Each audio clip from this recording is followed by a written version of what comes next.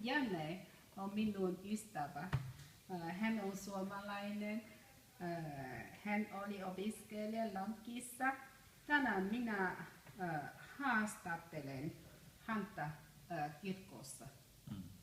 Hauska tavata.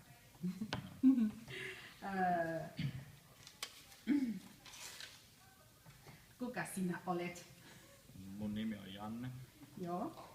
Mä oon 29-vuotias poika täältä Lahdesta. Onko sinulla kesälomaa? Vai? Joo, muutama päivä on kesälomaa. Joo. Muuten olen töissä. Töissä? Joo. Okei. Myöhemmin, onko sinulla? Onko sinulla on kesäloma?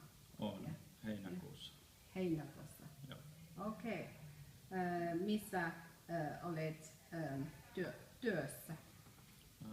Olen viestintäsihteerinä Hollolan kunnalla. Joo. Quite near to my harjoittelu. Lähellä sun harjoittelupaikkaa.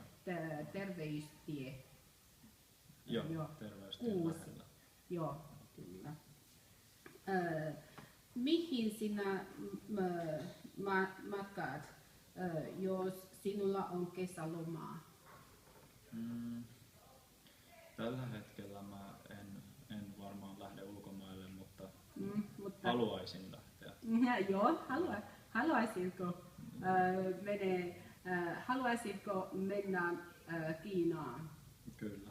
Kyllä. Kyllä haluaisin käydä Kiinassa. Joo.